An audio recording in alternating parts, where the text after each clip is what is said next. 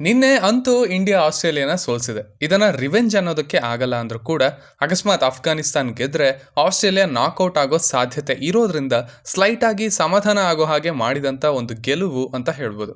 Actually Indians ಎಲ್ಲರಿಗಿಂತ ಹೆಚ್ಚು hurt ಆಗಿದ್ದು ರೋಹಿತ್ ಶರ್ಮಾಗೆ ವರ್ಲ್ಡ್ ಕಪ್ ಫೈನಲ್ ಸೋತಾಗ. ಒಳ್ಳೆ ಸಣ್ಣ ಮಗು ತರ ಹತ್ತಿದ್ರು.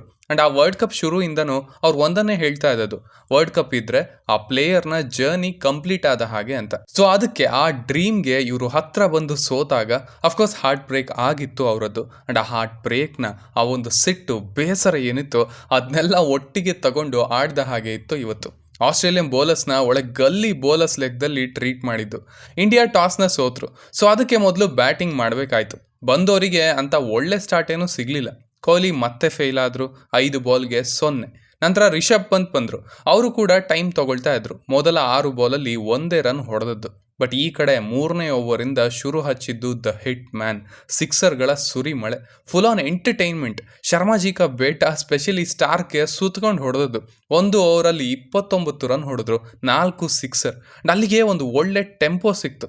ಒಂದು ಎಡ್ಜ್ ಆಗಿ 6 ಹೋಯ್ತು. ಅಂಡ್ ಅದನ್ನ ಅವರು ಕಮ್ಮಿ ಮಾಡೋದಕ್ಕೆ ನೋಡಲೇ ಇಲ್ಲ. ಸ್ಟಾರ್ಕ್ ಆಕ್ಚುಲಿ ಈ ವರ್ಲ್ಡ್ ಕಪ್ ಅಲ್ಲಿ ಅಂತ ಫಾರ್ಮಲ್ಲಿ ಏನು ಇರಲಿಲ್ಲ. ಬಟ್ ಕಮಿನ್ಸ್ ಒಳ್ಳೆ ಇಂಪ್ಯಾಕ್ಟ್ಫುಲ್ ಬೌಲಿಂಗ್ನ ಮಾಡ್ತಾ ಇದ್ರು. 2 ಹ್ಯಾಟ್ರಿಕ್ನ ಬೇರೆ ತಗೊಂಡಿದ್ರು ಕಂಟಿನ್ಯೂಸ್ ಆಗಿ. ಬಟ್ ಅಣ್ತಮ್ಮ ಓವರ್ ಮಾಡೋದಕ್ಕೆ ಬಂದ ಫಸ್ಟ್ ಬಾಲೇನೆ 6 ಹೊಡೆದದ್ದು.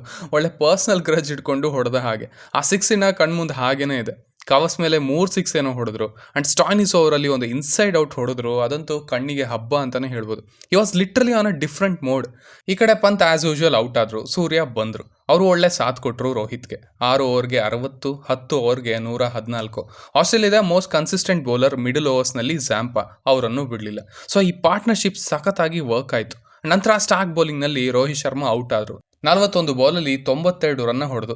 ಅಕಸ್ಮಾತ್ ಇಂಡಿಯನ್ ಕ್ರಿಕೆಟ್ ಫ್ಯಾನ್ಸ್ ಒಂದಷ್ಟರ ಮಟ್ಟಿಗೆ ಈಗ ಈ ಮೈಲ್ ಸ್ಟೋನ್ಸ್ನ ಬಿಟ್ಟು ಒಂದು ಇನ್ನಿಂಗ್ಸ್ನ ಇಂಪ್ಯಾಕ್ಟ್ ಬಗ್ಗೆ ಮಾತಾಡ್ತಾ ಇದ್ದಾರೆ ಅಂದರೆ ಅದಕ್ಕೆ ರೋಹಿತ್ ಶರ್ಮಾ ಅವರ ಈ ಅಪ್ರೋಚ್ ಅಂಡ್ ಅವರು ಲೀಡ್ ಮಾಡ್ತಾ ಇರೋ ರೀತಿ ಕಾರಣ ಅಂತಲೇ ಹೇಳ್ಬೋದು. 100 ಮಿಸ್ ಆಯಿತು, ಬಟ್ ನನ್ನನ್ನು ಸೇರಿಸಿ ತುಂಬ ಜನಕ್ಕೆ ಆ ಥಾಟ್ ಅಷ್ಟಾಗಿ ಬರಲಿಲ್ಲ. Because this is bigger than milestones. And ಅದನ್ನು ಅವರು ತಮ್ಮ ಬ್ಯಾಟಿಂಗ್ ಸ್ಟೈಲ್ನಿಂದ ತಿಳಿಸ್ತಾನೆ ಬಂದಿದ್ದಾರೆ. ಇನ್ನು ನಂತರ ಸೂರ್ಯ ಅಂತೂ ಒಂದು ಒಳ್ಳೆ ನಾಕ್ ಆಡಿದ್ರು. 16 ಬಾಲಲ್ಲಿ 31. ಇಂಡಿಯಾ 15 ಓವರ್ಗೆ 162. ಬಟ್ ಅದಾದ ಮೇಲೆ ಸೂರ್ಯ ಅವರು ಔಟ್ ಆದಮೇಲೆ ದುಬೆ ಸ್ಟ್ರಗಲ್ ಮಾಡಿದ್ರು. ರನ್ ರೇಟ್ ಕಮ್ಮಿ ಆಯಿತು. ಮೊದಲೇ ಹೇಳಿದ ಹಾಗೆ ಇವರ ಪ್ರಾಬ್ಲಮ್ ಏನಂದರೆ ಸ್ಟ್ರೈಕ್ ರೊಟೇಟ್ ಮಾಡಲ್ಲ. ಸೊ 6ಗಳನ್ನು ಹೊಡೆದ್ರೂ ಕೂಡ ಆ ಟೋಟಲ್ ಇನ್ನಿಂಗ್ಸ್ ಅಷ್ಟು ಇಂಪ್ಯಾಕ್ಟ್ಫುಲ್ ಆಗಿ ಇರಲ್ಲ. 220 ಮುಡ್ತಾರೆ ಅಂದ್ಕೊಂಡ್ರೆ 200 ಕೂಡ ಕಷ್ಟ ಅನ್ನೋ ಸ್ಟೇಜ್ಗೆ ಬಂತು. ಬಟ್ ಅಲ್ಲಿ ಪಾಂಡ್ಯ 2 6 ಹಾಗೆ ಜಡೇಜಾ 1 6 ಹೊಡೆದು ಟೋಟಲ್ನ 205ಕ್ಕೆ ಅಂತೂ ತಂದು ನಿಲ್ಲಿಸಿದ್ರು. ಇನ್ನು ಆಸ್ಟ್ರೇಲಿಯಾ ಬೌಲಿಂಗ್ ಕಡೆ ಹೇಸಲ್ವುಡ್ ಅಣ್ತಮ್ಮ ಮಾತ್ರ ಲೆಂತ್ಗಳನ್ನು ಹಿಡಿತಾ ಇದ್ದದ್ದು. 4 ಓವರ್ಗೆ 14 ರನ್ ಮಾತ್ರ ಕೊಟ್ಟದ್ದು. ದುಬೈ ಟೈಮಲ್ಲಿ ಅವ್ರದ್ದು 1 ಓವರ್ ಇನ್ನೂ ಉಳಿದಿತ್ತು. ನಾನು ಹೈಟ್ ಇರೋದ್ರಿಂದ ದುಬೈ ಆ ಲೆಂತ್ಗಳನ್ನ ಪಿಕ್ ಮಾಡ್ತಾರೆ ಅಂದ್ಕೊಂಡೆ, ಬಟ್ ಅವರು ಮಾಡಲಿಲ್ಲ. ಇನ್ನು ಉಳಿದ ಎಲ್ಲ ಬೌಲರ್ಸ್ ಕೂಡ ರನ್ಗೆ ಹೋದರು. ಇನ್ನು ಚೇಸಿಂಗ್ ಕಡೆ ಬರೋದಾದರೆ ಆಸ್ಟ್ರೇಲಿಯಾಗೂ ಕೂಡ ಅಂತ ಒಳ್ಳೆ ಸ್ಟಾರ್ಟ್ ಏನು ಸಿಗಲಿಲ್ಲ. ವಾರ್ನರ್ ಬೇಗ ಔಟ್ ಆದರು. ಬಟ್ ನಂತರ ಮಿಚೆಲ್ ಮಾರ್ಷ್ ಹಾಗೆ ಟ್ರೆವಿಸ್ ಹೆಡ್ ನಿಂತದ್ದು. ಮತ್ತೊಮ್ಮೆ ಮಗದೊಮ್ಮೆ ಹೆಡ್ ಇಂಡಿಯಾಗೆ ಹೆಡ್ಏಕ್ ಆಗಿದ್ದು. ಪವರ್ ಪ್ಲೇನ ಸಖತ್ತಾಗಿ ಯೂಸ್ ಮಾಡಿಕೊಂಡ್ರು. ಇವನ್ ಬುಮ್ರಾಗೂ ಬಿಡಲಿಲ್ಲ. ಅಂಡ್ ಅಲ್ಲಿ ಮೊಮೆಂಟಮ್ ಸಿಕ್ಕಿದ್ದಕ್ಕೆ ಪಾಂಡ್ಯಾಗೂ ಹೊಡೆದ್ರು. ಸೊ ಇಬ್ಬರು ಅರೌಂಡ್ 81 ರನ್ನ ಕಲೆ ಹಾಕಿದ್ರು. ಅಲ್ಲಿ ತನಕ ಹೊಟ್ಟೆ ಒಳಗೆ ಚಿಟ್ಟೆ ಬಿಟ್ಟಂಗಾಗಿತ್ತು. ರನ್ ರೇಟ್ 10 ಮೇಲೆ ಇದೆ, ವಿಕೆಟ್ಗಳು ಬೀಳ್ತಾ ಇಲ್ಲ ಅಂತ. ಬಟ್ ಕುಲ್ದೀಪ್ ಯಾದವ್ ಓವರ್ನಲ್ಲಿ ಅಕ್ಷರ್ ಪಟೇಲ್ ಬಂದು ಸಖತ್ ಕ್ಯಾಚ್ನ ತಗೊಂಡ್ರು ಮ್ಯಾಚ್ದು. 28 ಬಾಲಲ್ಲಿ 37. ಅವರು ಔಟ್ ಆದಮೇಲೂ ಸಹ ಸ್ಕೋರಿಂಗ್ ರೇಟ್ ಏನು ಕಮ್ಮಿ ಆಗಲಿಲ್ಲ.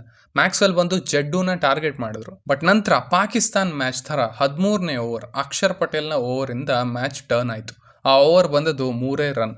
ಅಂಡ್ ಅಲ್ಲಿ ಪ್ರೆಷರ್ ಬಿದ್ದಿದ್ದಕ್ಕೆ ನೆಕ್ಸ್ಟ್ ಓವರ್ ಮ್ಯಾಕ್ಸ್ವೆಲ್ ಔಟ್ ಆದರು. ಮತ್ತೆ 15ನೇ ಓವರ್ ಅಕ್ಷರ್ ಪಟೇಲ್. ಸೊ ಈ ಮ್ಯಾಚಲ್ಲಿ ಇಂಡಿಯಾ ಕಮ್ ಬ್ಯಾಕ್ ಮಾಡ್ತು ಅಂದರೆ ಅದಕ್ಕೆ ಅಕ್ಷರ್ ಪಟೇಲ್ ಹಾಗೆ ಕುಲ್ದೀಪ್ ಯಾದವ್ ಮುಖ್ಯ ಕಾರಣ ಅಂತ ಹೇಳ್ಬೋದು. ನಂತರ ಹೆಡ್ ಕೂಡ ಸ್ಲೋ ಆದರು. ಅಂಡ್ ಈ ಕಡೆ ವಿಕೆಟ್ ಕೂಡ ಬೀಳೋದಕ್ಕೆ ಶುರುವಾದವು ರನ್ಗಳ ಪ್ರೆಷರಿಂದ. ಅಂಡ್ ಬುಮ್ರಾ ಓವರ್ನಲ್ಲಿ ಒಂದು ಸ್ಲೋ ಬಾಲ್ಗೆ ಹೆಡ್ ಕೂಡ ಔಟ್ ಆದರು, ಕ್ಯಾಚ್ನ ಕೊಟ್ಟು. ಅಂಡ್ ಆ ಕ್ಯಾಚ್ ಹಿಡಿದದ್ದು ರೋಹಿತ್ ಶರ್ಮಾ. ಒಂದೊಳ್ಳೆ ಕ್ಲೋಜರ್ ಅಂತ ಹೇಳ್ಬೋದು. And finally India 24 ರನ್ಗಳಿಂದ ಆಸ್ಟ್ರೇಲಿಯಾನ ಸೋಲ್ಸಿತ್ತು. ಇನ್ನು ಇಂಡಿಯಾದ ಬೌಲಿಂಗ್ಗಿಂತ ಫೀಲ್ಡಿಂಗ್ ಸ್ವಲ್ಪ ಮೆಸ್ಸಿ ಆಗಿತ್ತು ಅಂತ ಹೇಳ್ಬೋದು. 3 4ಗಳನ್ನು ಬಿಟ್ಟರು. ಅಂಡ್ ದೆನ್ 2 ಕ್ಯಾಚ್ಗಳನ್ನು ಬಿಟ್ಟರು ಕೂಡ. ಸೊ ಈ ಕಡೆ ಸ್ವಲ್ಪ ಗಮನ ವಹಿಸಬೇಕು. ಅದಾದರೆ ಐ ಥಿಂಕ್ ಒಂದು ಕನ್ಸನ್ನ ಮತ್ತೊಮ್ಮೆ ಕಾಣಬಹುದು ಅಂತ ಅನ್ಸುತ್ತೆ ಈ ವರ್ಲ್ಡ್ ಕಪ್ನಲ್ಲಿ. ಸೊ ಈ ಲಾಸಿಂದ ಆಸ್ಟ್ರೇಲಿಯಾ ಈಗ ಆಲ್ಮೋಸ್ಟ್ ಮನೆಗೆ ಅಂತ ಅನ್ಕೊಳ್ಬೋದು. ಬಟ್ ಅಫ್ಘಾನಿಸ್ತಾನ್ಗೆ ಅವರ ಬ್ಯಾಟ್ಸ್ಮನ್ ಕೈ ಹಿಡಿಬೇಕು. ಅಕಸ್ಮಾತ್ ಅವರು 120 ಒಳಗೆ ಸ್ಕೋರ್ ಬಂತು ಅಂದರೆ ಅಲ್ಲಿ ಬಾಂಗ್ಲಾದೇಶ್ ಚೇಸ್ ಮಾಡಿ ಅದನ್ನು ವಿನ್ ಆಗೋ ಚಾನ್ಸಸ್ ಇರುತ್ತೆ. ಮ್ಯಾಚ್ ಕ್ಲೋಸ್ ಆಗಿ ಹೋಗುತ್ತೆ. ಸೊ ಲೆಟ್ ಸಿ ಆಸ್ಟ್ರೇಲಿಯಾ ಮನೆಗೆ ಹೋಗ್ತಾರಾ ಇಲ್ವಾ ಅಂತ. ಇನ್ನು ಇಂಡಿಯಾ 27ನೇ ತಾರೀಕು ಇಂಗ್ಲೆಂಡ್ನ ಫೇಸ್ ಮಾಡುತ್ತೆ. ಆ್ಯಂಡ್ ಐ ಹೋಪ್ ಎಲ್ಲರೂ ಇದೇ ರೀತಿ ಇದೇ ಇಂಟೆಂಟ್ ಜೊತೆಗೆ ಒಂದು ಟೀಮ್ ಆಗಿ ಮುಂದುವರಿತಾರೆ ಅಲ್ಲೂ ಕೂಡ ಅಂತ. All the best to the team for the semifinals. So ಇದು ನನ್ನ ರಿವ್ಯೂ ಆಗಿತ್ತು ಈ ಮ್ಯಾಚ್ನ ಬಗ್ಗೆ. ಇನ್ನು ನಿಮಗೆ ಗೇಮ್ ಚೇಂಜ್ ಆದಂಥ ಮೂಮೆಂಟ್ ಯಾವುದು, ಯಾವ ಓವರ್ ಅನ್ನೋದನ್ನು ಖಂಡಿತ ಕೆಳಗಡೆ ತಿಳಿಸಿ. ಆ್ಯಸ್ ಯೂಶುವಲ್ ಮತ್ತೆ ಸಿಗೋಣ.